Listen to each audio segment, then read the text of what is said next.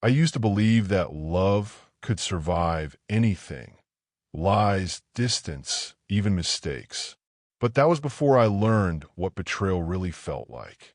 My name is Daniel, and this is the story of how the woman I trusted most, the woman I planned to build my life with, made me question everything I knew about love, loyalty, and truth.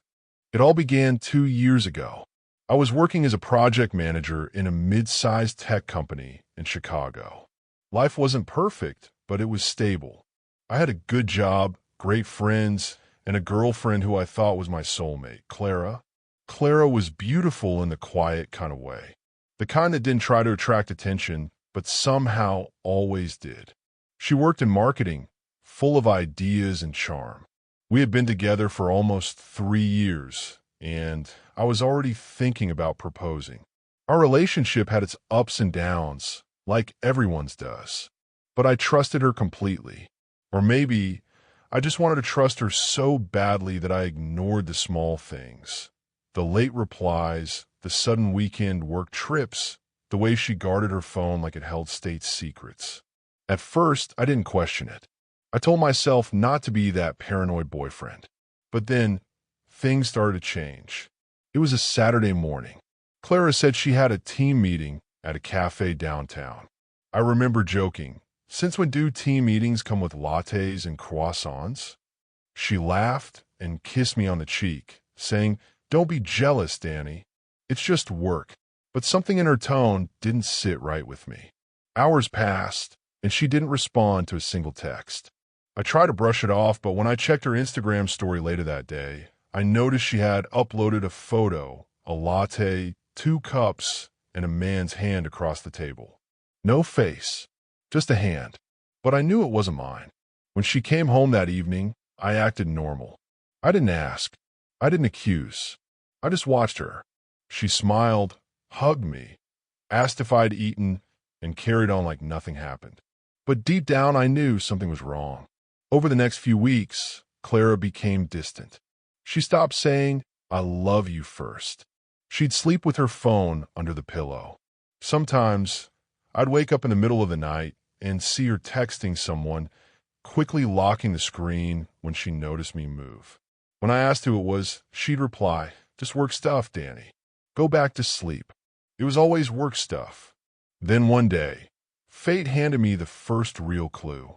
She left her phone on the kitchen counter one morning before heading to the shower. Normally, I'd never touch it, but this time, something in me snapped.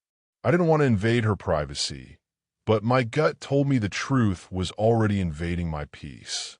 I opened her messages. Most were innocent, work chats, group convos. Then I saw one contact saved as Eli, project lead. The last message from him read, "Last night was unforgettable. Same place next Friday." My heart dropped. I stared at it, reading it over and over again, hoping I was misinterpreting. But no, it was clear. When Clara came out of the shower, humming like everything was normal, I had to force myself to act casual. I smiled, kissed her forehead, and said I had to leave for work early. But I didn't go to work. I sat in my car for almost an hour, hands shaking, trying to process what I just read. Over the next week, I pretended like everything was fine, just so I could find out more. I watched her closely. Every Friday, she'd stay late at the office. Every time, I'd see her come home with a new perfume scent. Finally, on a Friday night, I decided to follow her. I parked a few blocks away from her office and waited. Around 7 p.m., I saw her walking out, not with her coworkers, but with a tall man in a gray suit. They walked close, too close. He touched her shoulder, whispered something, and she laughed. That laugh she used to save for me. I followed them to a small rooftop restaurant. From my car, I could see their silhouettes under the soft lights. She reached across the table, touched his hand, and that was it. That moment shattered something inside me. I didn't storm in. I didn't confront her. Not yet. I wanted her to think she'd gotten away with it. I wanted her to believe she was safe because the truth is The most powerful revenge begins with silence. That night, when Clara came home, I acted normal again. I made her dinner, smiled, asked about her late meeting. She lied easily, maybe too easily. But while she slept peacefully beside me, I stayed awake, building a plan. If she could betray me so calmly, I could make her face the consequences with equal calm. I started by collecting evidence. Screenshots of texts, photos from the restaurant, timestamps, everything. I wasn't planning to humiliate her. I just wanted her to feel what I felt, powerless, exposed, and betrayed. And I knew exactly when to strike. Her birthday was coming up in 2 weeks. She had planned a big dinner with friends and family. Everyone would be there, including her boss. And Eli. I decided that would be the night she'd remember for the rest of her life. In the days leading up to it, I played the part perfectly. I bought her gifts, took her out, made her laugh. She even posted a photo of us on her story, my favorite person, love. Ironic, isn't it? How people can pretend so effortlessly. Meanwhile, I was preparing my presentation, not for work, but for her. I edited together every piece of evidence into a short video clip. Nothing cruel or explicit, just the truth. Her messages, her lies, her work trips. I didn't want to ruin her career. I just wanted her to lose the mask. By the time her birthday arrived, I wasn't angry anymore. I was calm, and that's how I knew I was ready. The dinner was at a cozy restaurant downtown. Her friends were laughing, her parents were toasting, and Clara, she looked radiant.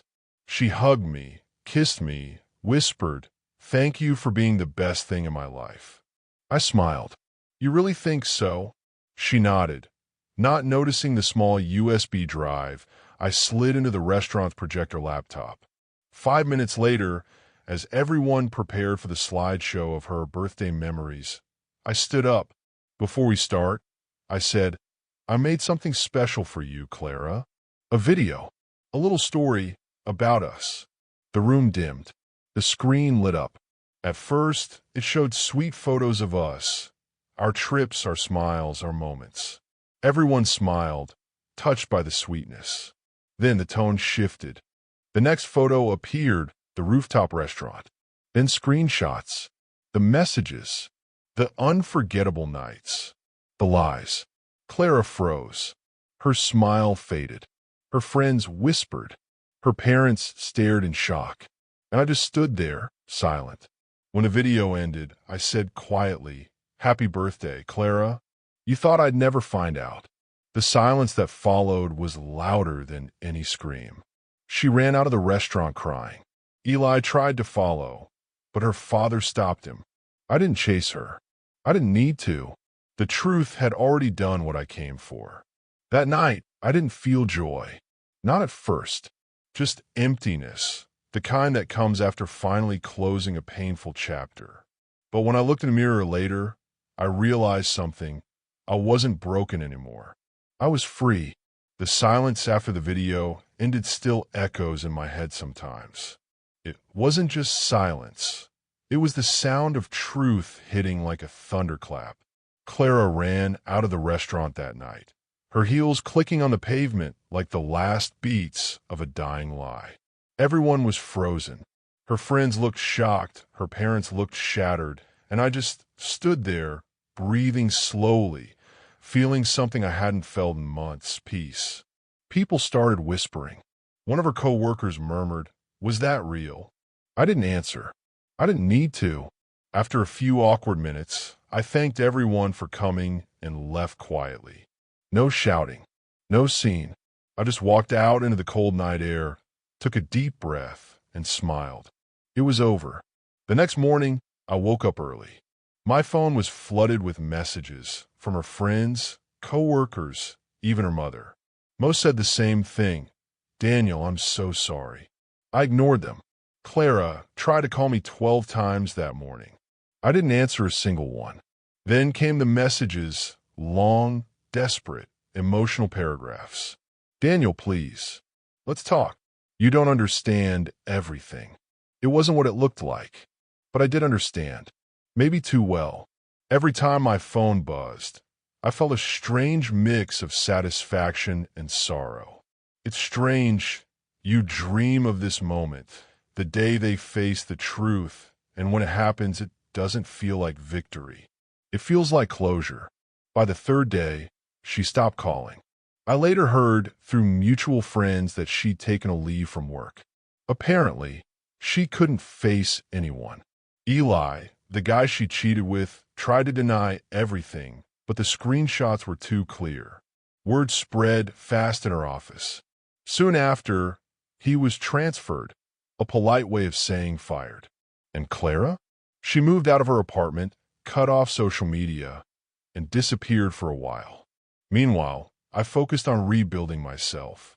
I hit the gym again, reconnected with friends I'd pushed away, spent time outdoors. For the first time in a long time, I was living, not just existing in someone else's shadow. But closure doesn't come instantly. There were nights I'd wake up remembering her laughter or how she'd hug me from behind while I cooked.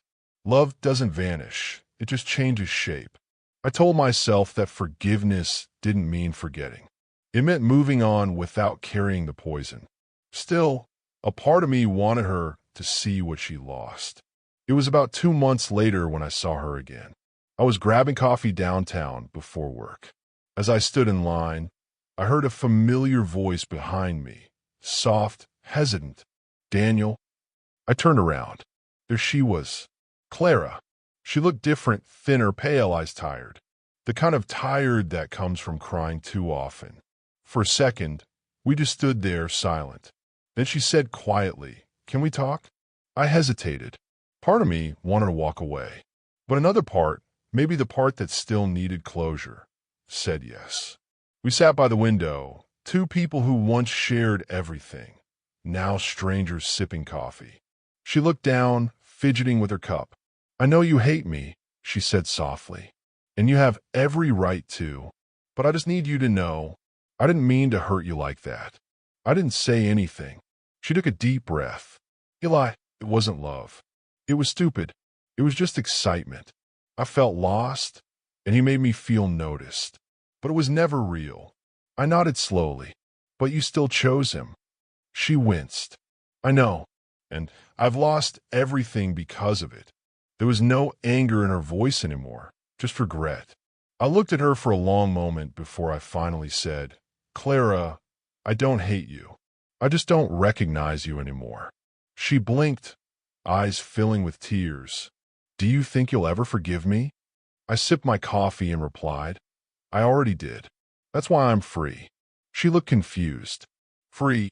"Yeah," I said, standing up. "Because I'm not angry anymore. I just don't care." And with that, I walked away, leaving her sitting there, silent. That was the real revenge. Not the video, not the exposure. The real revenge was peace. The months that followed were strangely quiet. I didn't date. I didn't rush into anything. I focused on myself. Work got better. I got promoted. My team respected me more. My confidence came back. But more importantly, I learned to be comfortable alone. One evening, as I was closing my laptop after work, I got a message from one of Clara's old friends. "Hey Daniel, just wanted to tell you. She's moved to another city. Started therapy. Said she's trying to become a better person. She misses you, but she knows it's over." I read the message twice and simply replied, "I wish her well." Because deep down, I realized something powerful. Revenge doesn't have to destroy them. Sometimes it just needs to set you free. A year later, something unexpected happened. I was invited to speak at a tech conference, a big deal for me. As I walked onto the stage, confident and calm, I scanned the crowd, and for a brief moment I saw her. Clara. She was sitting in the audience, looking proud, clapping like any other attendee. For a second, our eyes met. No words, no anger, just closure. After the event, she came up to me. "You did amazing," she said softly. "Thank you," I replied. She smiled faintly. "You really moved on, didn't you?" I nodded. "Yeah, I had to." She looked down. I'm glad you did. I'm not the same person anymore. I believed her. Maybe she really wasn't. But that didn't matter anymore. Because the story that once broke me had already turned into my strength. She thought I'd never find out. But I did. And instead of letting it destroy me, I turned it into my rebirth. That's the thing about betrayal. It can either poison you or purify you. You decide which it becomes. As I walked away that evening, I realized one simple truth. Sometimes, revenge isn't about payback. It's about proving to yourself that their betrayal didn't define your worth. They thought they broke you, but you rebuild stronger, wiser, calmer. And when you can look them in the eyes and feel nothing, that's when you've truly won. They say time heals all wounds. But I've learned that time doesn't heal, it teaches. When I lost Clara, I thought I'd lost everything. But slowly, piece by piece, I realized I was only losing the parts of myself that depended on her. The man I used to be, desperate for love, craving validation. He had to fall apart before I could rebuild. And so, I began to rise. The weeks after our final meeting were quiet, almost eerily peaceful. I started waking up early, working out, reading again. I hadn't realized how much of my life had revolved around her, her texts, her moods, her schedule. Now it was just me, and that silence became my greatest strength. At work, I poured myself into projects. Late nights, new ideas, better leadership. People noticed. My manager once said, "Daniel, you've changed. You've got this fire now." He was right. Betrayal has a strange way of sharpening you. When someone breaks your heart, you either collapse or you become unbreakable. A few months later, I got an email that changed everything. Our company was launching a new branch in Seattle and needed a lead manager to oversee it. It was a big step. New city, new team, total independence. I applied, not expecting much. But after 3 rounds of interviews, I got the call. "Daniel, congratulations. The position's yours." I remember standing there in my apartment, phone in hand, smiling for the first time in months. Not because I proved anything to Clara, but because I'd proven something to myself. I packed up, left Chicago, and moved to Seattle with nothing but 2 suitcases and a quiet determination. It felt like hitting reset on my life. Seattle was different. Fresh air, rain-soaked mornings, new people. I rented a small apartment near the water and started exploring the city. My new team looked up to me instantly. I wasn't the same man who once let love blind him. Now I was calm, confident, deliberate. I started mentoring a few younger employees, helping them navigate both work and life. It felt good to guide, to build, to give without needing anything back. One day, a junior team member named Leah asked me, "How do you stay so calm all the time?" I smiled, because I've already survived worse storms. 6 months into my new life, I got an email from Clara. Short and simple. "Hey Daniel, I hope you're doing well. I just wanted to say thank you for how you handled everything. I didn't deserve your calm, but it changed me. I'm rebuilding too. Take care." I didn't reply, not out of anger, but because there was nothing left to say. I just smiled and whispered to myself, "Good." That night, as rain tapped against the window, I realized something profound. Sometimes, revenge doesn't mean watching them fall. It means rising so high that their absence becomes irrelevant. Over the next year, everything flourished. Our Seattle branch became one of the company's best-performing teams. I was invited to speak at conferences, mentor leaders, and share my story of resilience. Not the personal betrayal, but the professional one, the human one. People often asked where I found my motivation. I'd smile and say, pain, but I learned to turn it into progress. And it was true. Every late night, I'd spent wondering why she did it became fuel for early mornings spent building my dream. Every tear became a brick in the foundation of the life I was now proud of. I wasn't driven by revenge anymore. I was driven by purpose. It happened unexpectedly, almost 2 years later. I was invited back to Chicago to give a talk at a business event. When I arrived, I was greeted like a success story, a man who rose from failure to leadership. After my speech, as people congratulated me, I noticed someone standing near the door. Clara. She looked healthier, composed, calm, like time had worked on her too. She approached me slowly. I heard about everything you've achieved, she said softly. You really changed your life. I smiled politely. So did you, I hope. She nodded. I did, but I still think about that night. Not because of the humiliation, but because it woke me up. You showed me who I became. I didn't know what to say. There was no bitterness left in me. Only a quiet understanding that life had already balanced itself out. She took a deep breath. I know you don't owe me anything, but thank you. I nodded. Take care, Clara. And that was it. No dramatic music. No lingering looks. Just two people who had once loved each other, finally at peace with the past. That night, back in my hotel room, I sat by the window, watching the city lights. The skyline shimmered. The same city where I once lost myself, now shining below me as if to say, you did it. Betrayal had broken me once, but it also built me. The man I became wouldn't exist without the pain I endured. It's strange, isn't it? How the people who hurt us the most end up being the reason we find our strength. I realized then that my revenge had never truly been about exposing Clara. It had been about proving something far deeper, that I could rebuild from ashes, that I could rise without bitterness, that I could become someone unstoppable. She thought I'd never find out, but what I really discovered was myself. Here's what I've learned. Revenge is not about hurting them. It's about healing you. It's about reclaiming your power from the people who once made you doubt it. You can't erase betrayal, but you can outgrow it. You can't rewrite the past, but you can redefine what it means to you.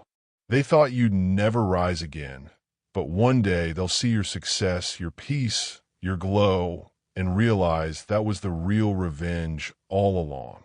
I never expected closure to feel like this, quiet, almost ordinary. But life has a way of making the extraordinary feel simple once you've survived it. After everything that happened with Clara, the truth settled in slowly, like sediment in a river. I had my revenge, public, undeniable, and justified. But that was only the beginning. Real victory, I realized, wasn't in humiliation or exposure. It was in living fully, rising above, and showing that betrayal couldn't define me. Seattle became my sanctuary. Every morning I woke up, I felt a little lighter. I walked along the waterfront, watched the ferries cross the harbor, and allowed myself to dream again. Big dreams, things I had abandoned when I was too wrapped up in love and fear. Work flourished. My branch led the company in new initiatives. I traveled to conferences, mentoring young professionals, sharing the lessons I'd learned. Not just business strategies, but the importance of resilience, integrity, and self-respect. And somewhere along the way, I started seeing the beauty in solitude. I went out with friends, enjoyed dinners alone, spent weekends reading by the water. I wasn't lonely, I was free. It was during a tech summit in San Francisco that I received a subtle, unexpected reward. After my speech about leadership under pressure, someone approached me with a small card. I've been following your story, your journey. Truly inspiring. I glanced at the sender, an entrepreneur I had once met through mutual contacts in Chicago. He offered me a partnership, an opportunity to launch a startup focusing on innovative tech solutions. I hesitated at first. Partnerships, investments, risks I hadn't considered. But then I remembered why I was here. Not revenge for revenge's sake, but power through resilience. I accepted. The startup flourished. Months later, It became one of the city's most promising new ventures. I built a team, cultivated innovation, and watched my efforts bloom. And with each success, I felt it, the quiet, undeniable satisfaction of a life reclaimed. 2 years after the birthday incident, life brought me back to Chicago for a professional event. I didn't expect to see her, but as I scanned the crowd, there she was, Clara. She looked different, not just older, but wiser, more measured. There was no anger in her eyes, only a flicker of recognition. She approached me slowly, softly. "Daniel," she said, "I heard about everything you've accomplished. You've changed so much. I just wanted you to know I've been working on myself too." I nodded. "I'm glad to hear that." No bitterness, no confrontation, just acknowledgement. She continued, "I don't expect forgiveness, and I don't want anything from you. But I wanted to say thank you for showing me what it means to face truth, even when it hurts." I smiled faintly. "Take care, Clara." And that was it. No drama, no theatrics, just closure. As I walked away that evening, I understood something I hadn't realized before. True revenge isn't about humiliation. It's not about making them feel the same pain. It's about living so fully that their betrayal becomes irrelevant. Clara thought I'd be crushed. She thought I'd be weak, angry, or consumed by hatred. But instead, I thrived. I wasn't just surviving. I was winning in the quietest, most powerful way possible, by reclaiming my life, my peace, and my happiness. That's the kind of revenge no one can anticipate. The kind that doesn't need words, videos, or confrontation. The kind that exists in your eyes. Pain is a strange teacher. It hurts, but it also reveals strength. Betrayal can break you if you let it, but it can also forge you into someone stronger, smarter, and more resilient.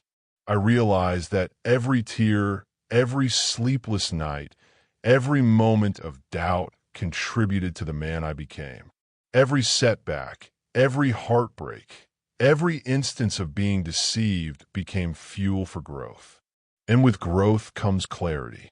I learned to identify people who truly value me, to set boundaries, and to never compromise my integrity. I learned that love doesn't have to blind you to reality, but it can teach you compassion, even for those who hurt you.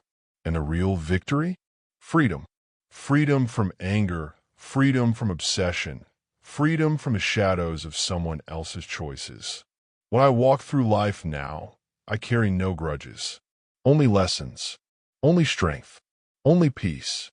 I visited Chicago one final time to tie up some business matters. Walking past the familiar streets, I reflected on how far I'd come. Clara's name didn't sting anymore. The memories didn't wow me. Instead, they reminded me of my own resilience, of a journey from heartbreak to triumph. Life doesn't always give closure in the ways we imagine. Sometimes, closure is earned quietly, through action, through personal growth, and through the unshakable knowledge that your worth isn't tied to anyone else's choices. I thought I'd never find peace after a betrayal, but peace wasn't given to me. I built it, and that ultimately was the most satisfying revenge of all. Even as I rebuilt my life, the past had a way of creeping back in. Memories of Clara weren't constant, but when they hit, they were sharp, like a sudden gust of cold wind that reminds you of winter, even in spring. It wasn't jealousy. Not anymore. It was curiosity, a flicker of what if, and the temptation to check just once what she was doing now. But I didn't. I learned quickly that looking back wasn't strength. It was weakness. The more I stared at what could have been, the less I noticed what was. Late one night, I was working on the startup pitch, exhausted, when I remembered the video. That moment, the birthday reveal, replayed in my mind like a cinematic loop. I saw her frozen expression, the whispers, the confusion, and I felt the old pain rise again. Then I remembered the calm I had felt, the patience, the planning, the control. That night, I realized something crucial. Revenge had never been about humiliation. It was about reclaiming my power. That's why I didn't need to keep checking in on her or relive the past. I already owned the victory inside myself. Even months later, small things reminded me of her. A scent, a phrase, a song we once loved. Each trigger was a test, a temptation to let anger or nostalgia resurface. But I approached each one deliberately. I acknowledged it, felt it, and let it pass. I built mental boundaries like walls in my mind. Each wall represented strength, clarity, and self-respect. Every time I conquered a memory or a thought that could have pulled me backward, I felt lighter, freer, more capable. One evening, while reviewing the company's quarterly report, a news alert flashed across my screen. Clara had resurfaced, a profile piece about her new career. She had started a nonprofit focused on helping young professionals avoid toxic relationships.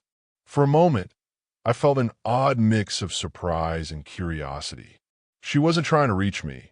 She was doing her own thing, independent and purposeful. And that's when I understood the person who betrayed me wasn't my enemy anymore.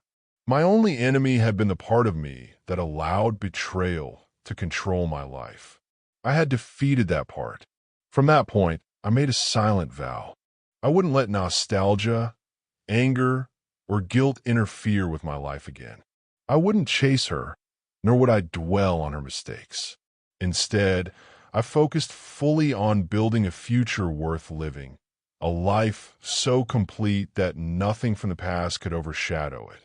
Every late-night brainstorm, every pitch meeting, every step toward success reinforced that lesson. And slowly, the shadows of the past grew fainter. They no longer dictated my actions. They only reminded me of the man I had become. Life has a way of proving itself in quiet, profound ways. By the time I returned to Chicago for my next professional engagement, I was unrecognizable to the people who had once known me. Not physically, but in presence, in calm confidence, in self-assuredness. I carried no grudges, no anger. Only clarity, power, and a sense of completeness. It was a tech conference full of rising professionals, investors, and media coverage. I was scheduled to give a keynote, the kind that demanded both skill and presence. I stepped onto the stage, lights bright, audience hushed. My voice projected clearly, confidently, the same voice that had once trembled in moments of doubt. I spoke about resilience, focus, and transformation. I spoke about mistakes, growth, and personal accountability. And at the back of the room, I saw her. Clara. She wasn't hidden. She didn't approach me with expectation. She simply sat quietly, listening. After the talk, she came forward. Our eyes met briefly. No words were necessary. The years of tension, the betrayal, the emotional storms, all boiled down to one understanding glance. She smiled faintly. "You've grown," she said. I nodded. "So have you, I hope." She looked down, then back up. I had to face myself. "You forced me to, in ways I didn't understand at the time." "Thank you." I didn't reply. My silence spoke volumes. My life had already said it all. Walking away that evening, I understood the truth about revenge. It's not about seeing them broken. It's about being unbroken yourself. I had taken the pain she caused me and converted it into action, into growth, into a life I could be proud of. The betrayal had been the spark, but the fire that followed wasn't about her. It was about me. I didn't need her acknowledgement. I didn't need her apology. I didn't even need closure from her side. I had created it for myself. A year later, my startup became a national success. My leadership style was admired, my reputation solidified. I traveled internationally, mentoring others. I spoke at events, sharing lessons of resilience and focus, always careful to protect the personal details but the emotional core remained. And somewhere in the background, Clara's story unfolded separately. I heard through mutual acquaintances that she had moved on, built a meaningful career, and found her own path. I didn't need to verify. I didn't need to watch. I just knew. The betrayal that had once threatened to consume me was now just a chapter, a crucial, painful, but ultimately transformative chapter. Betrayal and heartbreak are inevitable parts of life. People will hurt you, intentionally or unintentionally, but your response defines your destiny. You can sink into anger, resentment, and obsession, or you can rise. You can rebuild your life stronger than before. You can transform pain into power, heartbreak into motivation, and betrayal into your ultimate liberation. True revenge isn't in their suffering. It's in your success, your peace, your joy, and your ability to stand taller than ever before. Clara thought she had destroyed me, but I rebuilt myself, stronger, wiser, freer. And that, in the end, was the ultimate victory.